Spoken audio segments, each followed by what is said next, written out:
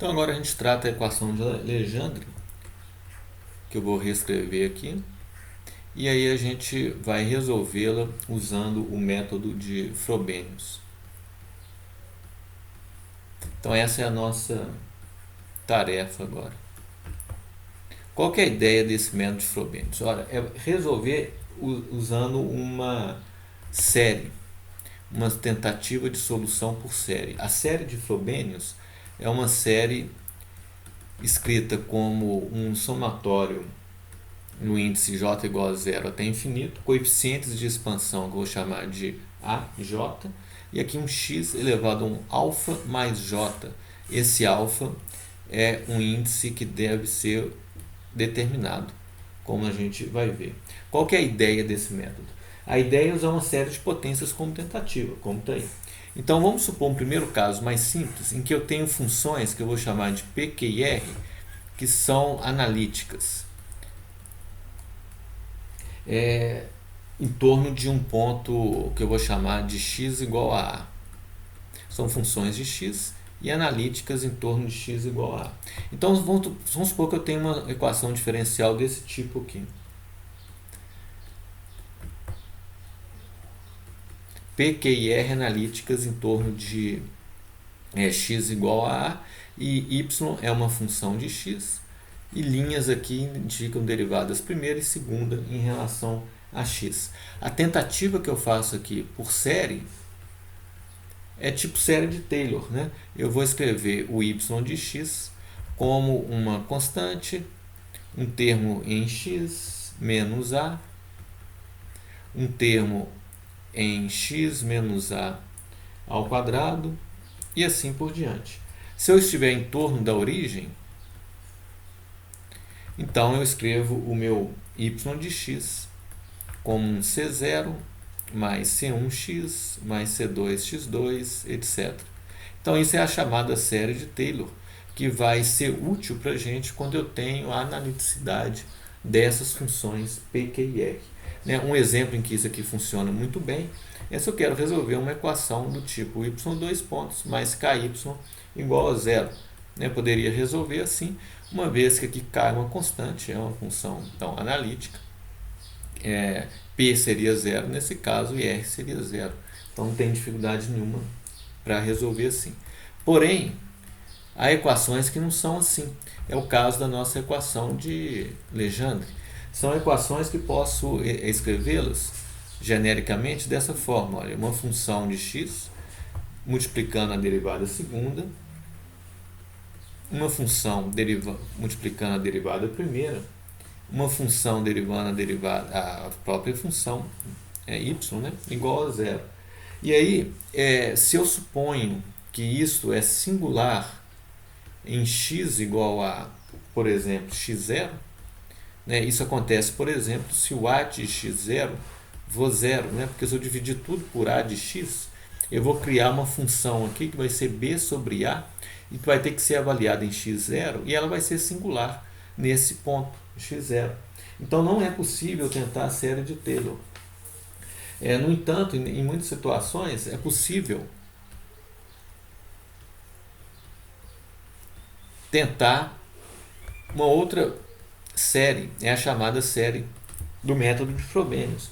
E isso é escrito como y de x, que é um somatório em j, de um AJ, em torno de x0, vai ser x menos x0, elevado a um alfa mais j. Né? Esse alfa é o que faz a diferença, esse alfa é a determinar. Em torno da origem, é onde nós vamos fazer a nossa conta agora, eu vou ter o y de x igual ao somatório de AJ x elevado a alfa mais j. Tá? Então essa é a proposta que a gente vai resolver, uma vez que a gente tem problemas de analiticidade da função por causa desses coeficientes que aparecem aqui, por exemplo, na derivada segunda, que eu vou ter uma derivada segunda que vai ser multiplicado por 1 menos x2, né, o que é singular em x igual a mais ou menos 1, por exemplo. Tá? Então essa é um problema dessa equação que vai ser resolvido usando o método de Frobenius. Então eu vou reescrever a equação aqui, eu vou escrever mais uma vez, Já colocando, multiplicando 1 menos x2, né? Então 1 menos x2 é algo assim, né? Estava multiplicando dp dx, mais LL mais 1P igual a zero. Essa é a nossa ideia. Posso até reescrever aplicando essa derivada de fora para ficar mais fácil de ver o que a gente está fazendo. Eu vou ter essa derivada segunda, eu vou ter menos x2 d2p dx2, vou ter essa derivada agora atuando em 2x, então vai ser menos 2x dp dx, esse último termo, LL mais 1P é igual a zero. Então essa é a equação que a gente quer resolver, né? A gente pode ficar com ela. E aí o que a gente faz? O P eu vou propor como a série AJ x elevado a alfa mais j. Então eu avalio agora as derivadas, ó, dp dx vai ser o somatório em j, também de 0 para frente, de 1 a j, alfa mais j, x elevado a alfa mais j menos 1. Avalio a derivada segunda, d2p dx2, que é um somatório em j igual a 0 para frente, de 1 a j, alfa mais j, alfa mais j menos 1, x elevado a alfa mais j menos 2.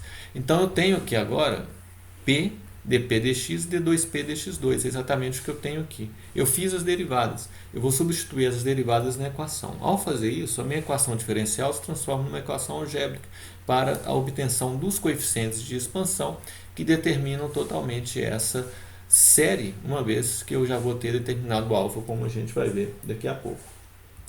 Tá? Então essa é a nossa situação. Agora eu vou substituir aqui d2p dx2, eu tenho dois termos, 1 menos x2, então eu vou ter essa equação, vou escrever aqui, vou escrever menorzinho para caber, eu vou ter o derivada segunda, então eu tenho alfa mais j menos 1, como aqui não, 1aj x elevado a alfa mais j menos 2, então esse é meu primeiro termo. Aí eu vou ter esse aqui também, então eu vou ter menos x2, então o que acontece? X2, o x2 vai cortar com esse x a menos 2, então eu vou ter alfa mais j menos 1, aj x elevado a alfa mais j, seria menos 2, mas eu tenho x2 vezes a derivada segunda, então esse aqui cortou. Sigo adiante, agora eu tenho 2x dp dx, então eu vou ter menos 2 dp dx daqui, o somatório está pegando tudo, alfa mais j, aj x elevado a alfa mais j menos 1, mas eu tenho x multiplicando, corta aqui. E por último, LL mais 1 vezes P. P é a própria série. Então eu escrevo mais LL mais 1, a série, que é AJ, x elevado a alfa mais j. O somatório pega todo mundo aqui. Isso é igual a zero. Essa é a equação que eu tenho. Posso rearranjá-la para ficar um pouquinho mais fácil de ver a situação que nós temos, agrupando algumas coisas, e eu vou ter o seguinte, ó, alfa mais j menos 1, né? Esse termo está sozinho aqui, vou deixar ele, aj x elevado a alfa mais j menos 2, ok, menos, agora eu vou agrupar esses aqui todos, porque eles estão todos com x elevado a alfa mais j, então eu vou ter este com esse, é um alfa mais j em evidência, e aqui observem que eu tenho menos, né, eu já pus do lado de cá, então eu tenho alfa mais j menos 1, né, mais 2, né, então eu vou ter alfa mais j mais 1.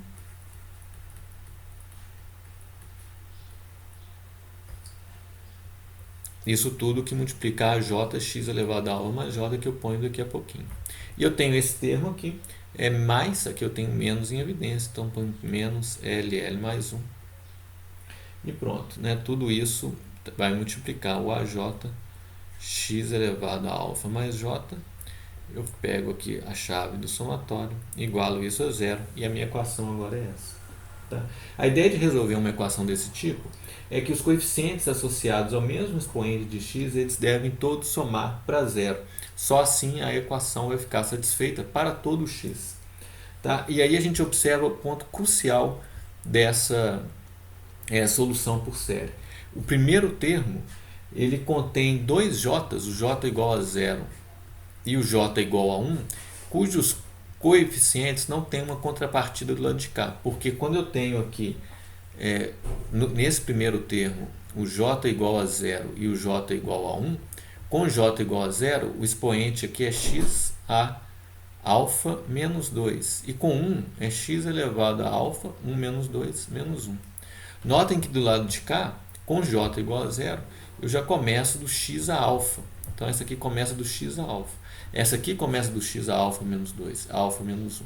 Então, os dois coeficientes daqui, correspondentes a j igual a 0 a 1, tem que ser 0, independentemente do resto, porque eles não têm uma contrapartida. Tá?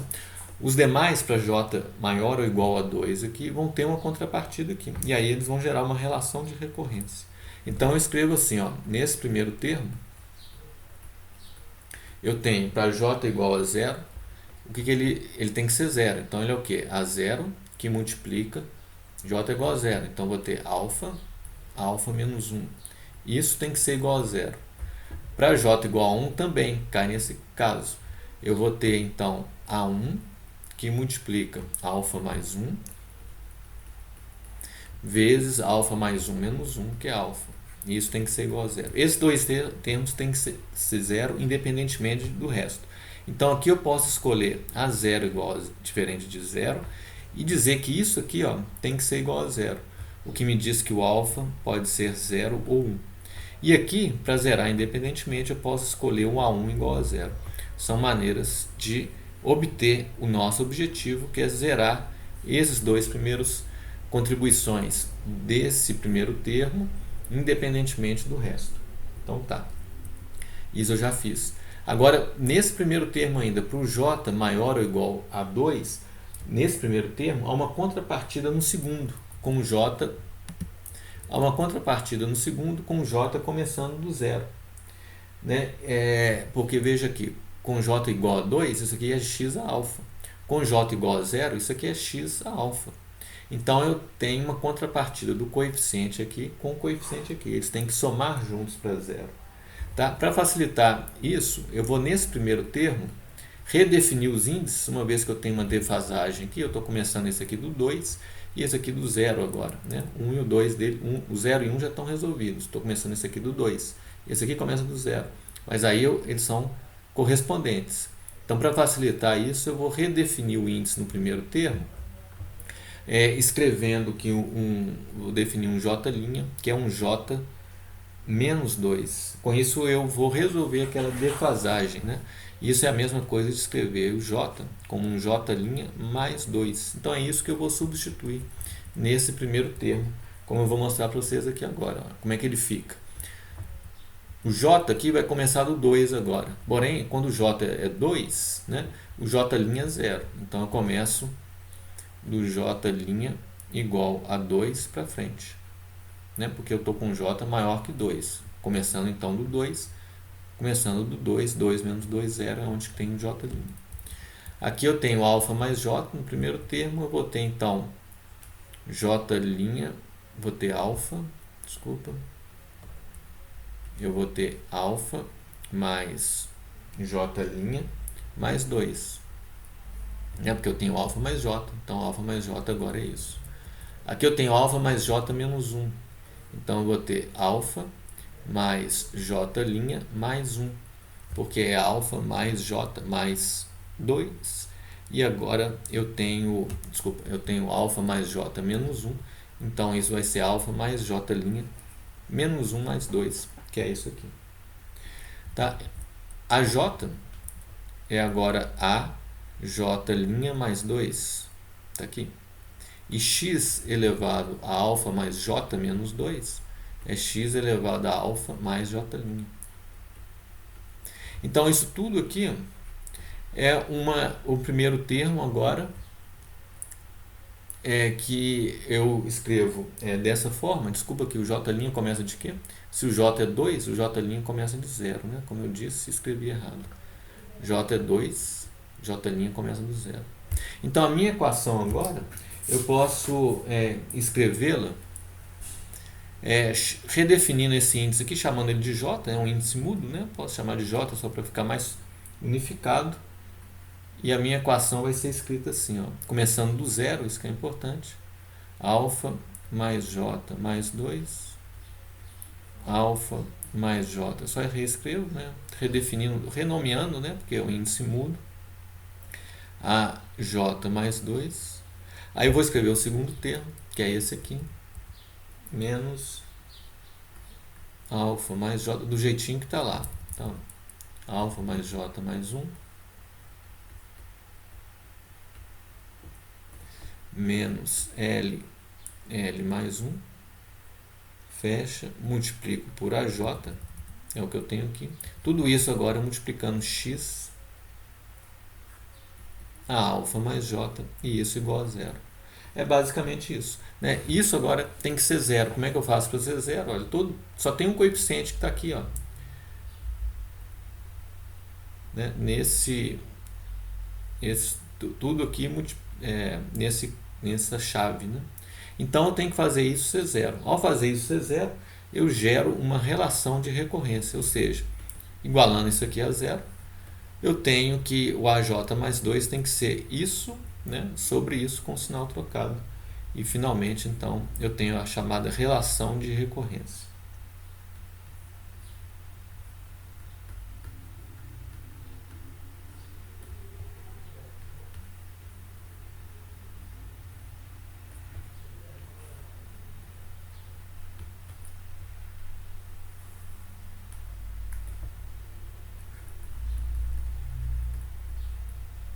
Desculpa. Aqui embaixo eu tenho alfa mais J mais 1, alfa mais J mais 2. Então, se isso acontece com a J mais 2, substituindo aqui, eu vejo que essa chave aqui deu igual a 0. Então, em resumo, né, essa é a relação de recorrência. Eu escolhi ainda o A0 diferente de 0, o A1 igual a 0. O A0 é só uma constante que depois eu defino. E o alfa meu pode ser 0, 1. Né? Como é que eu vou reunir isso aqui agora numa solução? Bom, parece que resolveu, mas tem um problema. É que a série assim definida, ela converge. A gente pode mostrar que ela converge para o x2 menor que 1. Lembra que x é cosseno de θ, né? E o domínio, então, de x é de menos 1 a 1, domínio num intervalo fechado.